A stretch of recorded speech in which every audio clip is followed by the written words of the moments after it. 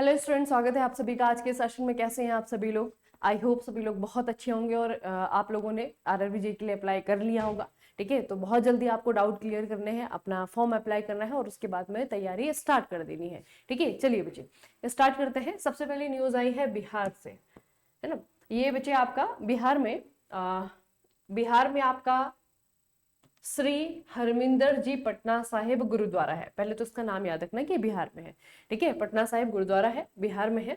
और यहाँ पे क्या किया गया है, सिखों के जो 10वें गुरु थे यानी कि गुरु गोविंद सिंह जी महाराज के दाएं पैर की पादुका और माता साहिब कौर जी की बाई पैर की पादुका पवित्र जोड़े साहिब को यहाँ पे शामिल किया गया। ठीक है, जिसके कारण थोड़ा सा गुरुद्वारा जो है आपका ये चर्चाओं में है। तो आपको याद रखना है कि हरमिंदर जी पटना साहिब गुरुद्वारा जो है आपका बिहार में है। और यहाँ पे किस वजह से चर्चाओं में है, क्योंकि गुरु गोविंद सिंह, ठीक है, और माता साहिब कौर, इनके जो है चरण पादुकाएं यहाँ पे रखी गई हैं। ठीक है, और वो जो पेयर है बच्चे, पादुका का जो पेयर है उसे कहा गया है जोड़े साहिब। ठीक है, तो जोड़े साहिब को यहाँ पे शामिल किया गया है, जिसके कारण ये आपका चर्चाओं में रहा है।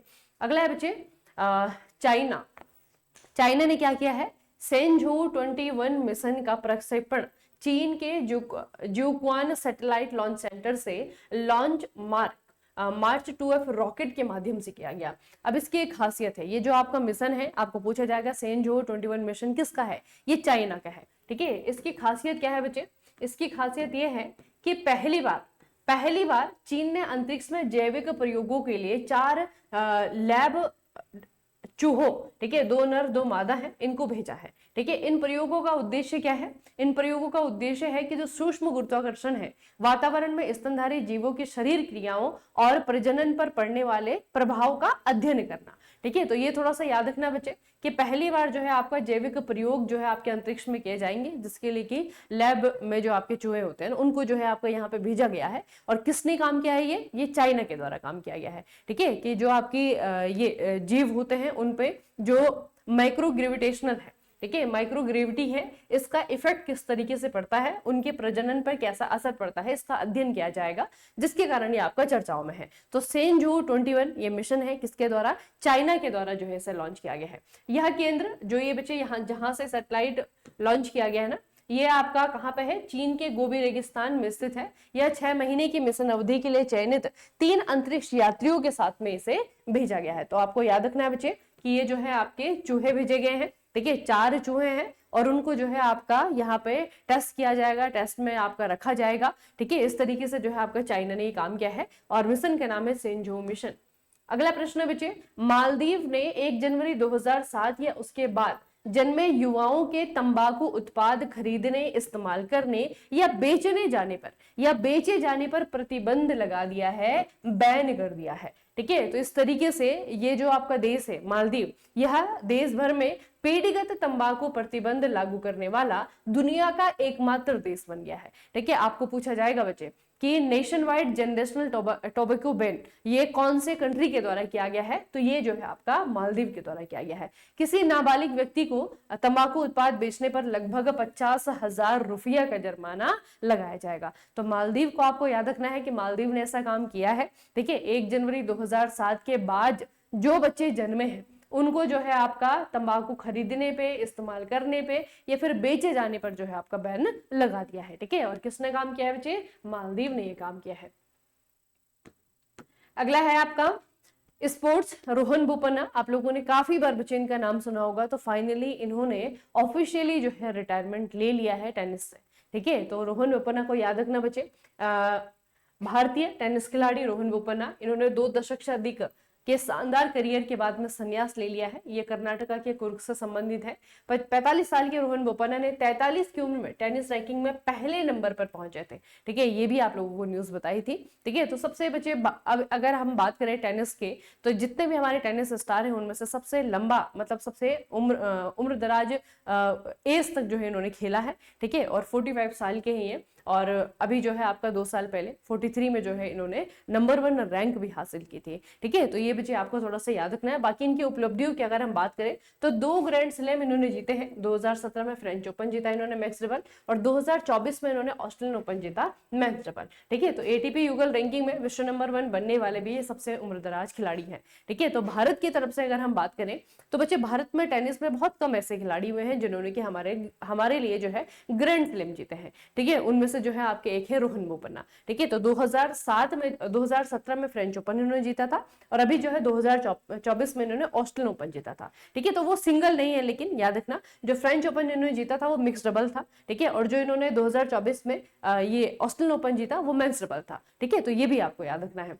और बाकी सबसे उम्रदराज खिलाड़ी ये बने नंबर 1 की रैंकिंग पाने वाले। ठीक है, तो रोहन बोपन्ना का नाम आपको याद रखना है, और टेनिस खिलाड़ी जो है इनके द्वारा रिटायरमेंट ले लिया गया है। अगले जो बच्चे कुछ खिलाड़ी हैं इन्होंने रिसेंटली जो है अपने अपने खेलों से रिटायरमेंट लिया है, जैसे कि आपके विराट कोहली है, रोहित शर्मा है टेस्ट क्रिकेट से। ठीक है, केन विलियमसन है, ये आपके न्यूजीलैंड के हैं T20 क्रिकेट से। निकोलसन पूरन है क्रिकेट से, वेस्ट इंडीज के हैं। अदिति चौहान फुटबॉल से भारत की हैं। निकोलस माहूत टेनिस के हैं फ्रांस से। ठीक है, जॉन सीना इन्होंने जो है आपका रेसलिंग से अमेरिका के हैं। ठीक है, तो इस तरीके से जो है मतलब दिसंबर 2025 में इनका खत्म हो जाएगा। इनका जो कैरियर अभी प्रोफेशनल कैरियर में खेल रहे हैं तो दिसंबर 2025 के बाद में नहीं खेलेंगे। ठीक है, तो ये वो खिलाड़ी है जिन्होंने हाल ही में अपने कैरियर से संन्यास की घोषणा की है। ठीक है, तो रोहन बोपन्ना बच्चे आपको याद रखना है कि फाइनली ऑफिशियली जो है इन्होंने संन्यास ले लिया है, रिटायर हो गए हैं ये। अगला जो है हम काफी दिनों से एक चैंपियनशिप के बारे में पढ़ रहे हैं, ये है आपका एशियन यूथ गेम 2025। ठीक है, एशियन यूथ गेम 2025 के बारे में तो वेन्यू पूछा जा सकता है, कहां पर ये इस बार हुआ है। ये हुआ है आपका मनामा बहरीन में, और फाइनली बच्चे आपका ये खत्म हो गया है। ठीक है, फाइनली खत्म हो गया है। तीसरा संस्करण था। भारतीय दल की अगर हम बात करें तो टोटल हमने 48 मेडल जीते, और हम जो है 6वें नंबर पर रहे हैं। ठीक है, उसके अलावा भारत ने जो ये 48 मेडल जीते हैं उनमें से 13 गोल्ड मेडल जीते हैं। ठीक है, 13 गोल्ड मेडल जो है इंडिया के खिलाड़ियों ने जीते हैं। और बाकी बच्चे टॉप 3 की अगर कंट्रीज हम देखेंगे तो चाइना पहले नंबर पे, उज्बेकिस्तान दूसरे नंबर पे, कजाकिस्तान जो है आपका तीसरे नंबर पे है, भारत जो है आपका 6वें नंबर पे है। ये क्या है? Asian youth games. ठीक है, एशियन यूथ गेम्स, इसका मतलब एशिया से जो देश है, एशिया के जो देश हैं उन्होंने यहाँ पे हिस्सा लिया होगा, जिसमें भारत भी है, जिसमें आपका चाइना भी है। तो चाइना जो है सबसे ज्यादा मेडल के साथ में पहले नंबर पे, और भारत जो है आपका 48 मेडल के साथ में 6वें नंबर पे है। ठीक है, अगली न्यूज है आपका फिडे चेस वर्ल्ड कप 2025 से रिलेटेड। पहले तो ये याद रखना कि इस बार का जो बच्चे फिडे चेस वर्ल्ड कप है, फिडे वर्ल्ड कप है, ये गोवा इंडिया में होस्ट किया जाना है। ठीक है, गोवा इंडिया में होस्ट किया जाना है। अभी जो है इसके मैचेस स्टार्ट हो गए हैं, और 27 नवंबर तक जो है आपका ये चलेगा। ठीक है, पहले तो ये आपको याद रखना है। दूसरा, इससे रिलेटेड जो है आपकी एक और न्यूज आई है कि इस बार की जो ट्रॉफी है, ठीक है, इस बार की जो ट्रॉफी है इस वर्ल्ड कप की, उस ट्रॉफी का नाम भारत के महान शतरंज खिलाड़ी और 5 बार के विश्व चैंपियन विश्वनाथ आनंद के नाम पर रखा गया है। ठीक है, ये बच्चे आपको थोड़ा सा याद रखना है कि इस बार की जो ट्रॉफी है उसे क्या नाम दिया गया है। तो उसका नाम जो है विश्वनाथन आनंद के नाम पर रखा गया है। अब इस प्रतिष्ठित ट्रॉफी को आधिकारिक रूप से विश्वनाथन आनंद कप कहा जाएगा। ठीक है, तो ये आपको याद रखना है बच्चे। ठीक है, जो आपका फिडे का चेस वर्ल्ड कप होता है, अब उसे चेस वर्ल्ड कप नहीं, उसे कहा जाएगा विश्वनाथन आनंद कप। ठीक है, विश्वनाथन आनंद कप कहा जाएगा। अच्छा, 2025 की अगर हम बात करें, वेन्यू क्या है इसका? गोवा भारत इसका वेन्यू है। 31 अक्टूबर से मैचेस आपके स्टार्ट हो चुके हैं। ठीक है, कब तक चलेगा? 27 नवंबर तक आपका ये चलने वाला है। और जो टीम जीतेगी, जो खिलाड़ी जीतेगा, उसे जो है 20 लाख अमेरिकी डॉलर पुरस्कार दिया जाएगा। ठीक है, तो ये न्यूज भी काफी इंपॉर्टेंट है। ठीक है, इंडिया के लिए गोवा में इस बार बच्चे आपका हो रहा है। अब ये न्यूज आपकी डिफेंस रिलेटेड है। अभी एक कंपनी है, कंपनी का नाम याद रखना थोड़ा सा, ये है आपका प्रोवेग डायनामिक्स। ठीक है, डिफेंस के फील्ड में, आपके स्पेस टेक्नोलॉजी के फील्ड में बहुत सारे स्टार्टअप काम कर रहे हैं। ठीक है, अलग अलग चीजों, अलग अलग तरीके की चीजों को इनोवेट कर रहे हैं। ठीक है, थोड़ा सा इन कंपनीज का नाम, इन स्टार्टअप का नाम आपको याद रखना है बच्चे। ठीक है, ये है आपका प्रोवेग डायनामिक्स। इन्होंने वीर नाम का एक इलेक्ट्रिक ऑल टेरेन व्हीकल पेश किया है, जिसे भारतीय सेना के द्वारा टेस्ट किया गया है। ठीक है, किसके लिए बनाया इन्होंने? इंडियन आर्मी के लिए। अब ऑल टेरेन का मतलब क्या है कि ये हर जगह चलेगा। ठीक है, ये जो आपका वीर है, ये किसी भी प्रकार के टेरेन में जो है आपका चलने के लिए सक्षम है। ठीक है, इसे रेत में चला सकते हैं, पानी में चला सकते हैं, इसे जो है आपका बड़े बड़े पत्थरों में चला सकते हैं। ठीक है, तो ऑल टेरेन व्हीकल है। ETATV और प्रवेग डायनेमिक्स के द्वारा इसे बनाया गया। नाम क्या रखा है इसका? वीर। यह दुनिया का पहला परिचालन इलेक्ट्रिक सामरिक वाहन है जिसे कि सैन्य उपयोग के लिए डिजाइन किया गया है। ठीक है, सिर्फ जो है आपका आर्मी के इस्तेमाल के लिए इसे डिजाइन किया गया है। इसमें 2 इलेक्ट्रिक मोटर लगे हुए हैं जो कि ऑल व्हील ड्राइव सिस्टम प्रदान करते हैं और ये लगभग 408 हॉर्स पावर यानी कि HP और 620 न्यूटन मीटर का टॉर्क उत्पन्न करती है। ठीक है, तो काफी बच्चे पावरफुल जो है आपका इंजन बनाया हुआ है। ठीक है, और इस इंजन के साथ में यही मतलब इसका उद्देश्य ही यही है कि आर्मी इसको जो है कहीं पे भी इस्तेमाल कर सके। ठीक है, तो इंडियन आर्मी के द्वारा इसका टेस्ट किया गया। बस आपको कंपनी का नाम याद रखना, प्रवेग डायनेमिक्स इसका नाम है। वीर नाम की गाड़ी इन्होंने बनाई है। ठीक है, याद रखना बच्चे। इलेक्ट्रिक ऑल टेरेन व्हीकल एक ऐसा ऑफ रोड वाहन है जो बिजली से चलता है और विभिन्न प्रकार की जमीनों पर चलने के लिए डिजाइन किया गया है। ठीक है, तो ये है आपका EATV। ठीक है, E मतलब कि बिजली से चलेगा, इलेक्ट्रिक व्हीकल है। अगली न्यूज बच्चे बहुत इंपॉर्टेंट है, एक और किताब, एक और राइटर। बुक का नाम है the loneliness of Sonia and Sunny. ठीक है, ये एक लव स्टोरी है बच्चे। ठीक है, ये एक लव स्टोरी है। लिखा किसने है? ये लिखी गई है किरण देसाई के द्वारा। अब ये चर्चाओं में क्यों आई है? क्योंकि इसे नॉमिनेशन मिला है। ठीक है, इसे नॉमिनेशन मिला है। कहाँ का नॉमिनेशन मिला है? इसे जो है इस बार बुकर प्राइज के लिए, 2025 के बुकर प्राइज के लिए इसे चुना गया है। ठीक है, तो याद रखें किताब का नाम the loneliness of Sonia and Sunny. किसके द्वारा लिखी गई है? किरण देसाई के द्वारा लिखी गई। और किरण देसाई बच्चे बहुत ही सेलिब्रेटेड ऑथर हैं ऑलरेडी। ठीक है, ये ऑलरेडी जो है आपका बुकर प्राइज जीत चुके हैं। 2006 में इनकी किताब आई थी द इनहेरिटेंस ऑफ लॉस। ठीक है, इनकी बुक है, ये बहुत बार एग्जाम में पूछी जा चुकी है।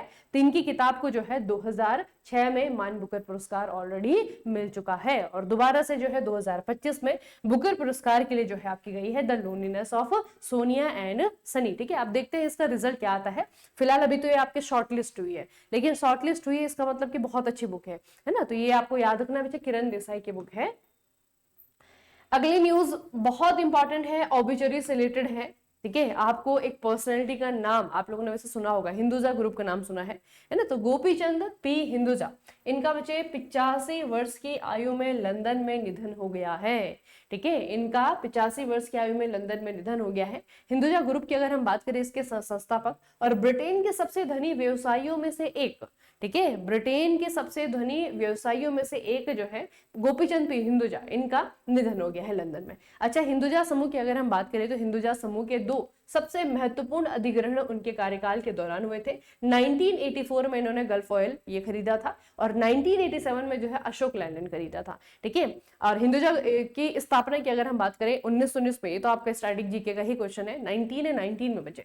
1919 में परमानंद दीपचंद हिंदुजा के द्वारा इसे बनाया गया था, जो कि सिंध है ना, सिंध मतलब आज तो पाकिस्तान में है लेकिन तब आपका इंडिया में ही था। ठीक है, तो ये सिंध से ईरान चले गए थे जहां उन्होंने अपने व्यवसाय की नींव रखी थी। बाद में 1979 में अपना मुख्यालय ईरान से लंदन इन्होंने शिफ्ट कर लिया था। ठीक है, तो हिंदुजा समूह के बारे में आप लोगों ने वैसे सुना होगा, है ना। नहीं सुना है तो थोड़ा सा इसे ध्यान से देख लें। इस ग्रुप की स्थापना 1919 में हुई है। किसके द्वारा स्टैब्लिश किया गया था? परमानंद दीपचंद हिंदुजा के द्वारा स्टैब्लिश किया गया था। ठीक है, और इनिशियली जो है इन्होंने ईरान में स्टार्ट किया था। ठीक है, सिंध से ईरान गए थे और उसके बाद में जो है आपका ईरान से लंदन। ठीक है, तो लंदन के बहुत ही फेमस और कहेंगे कि सबसे धनी व्यवसायियों में से एक गोपीचंद पी हिंदुजा, इनका देहांत हो गया है।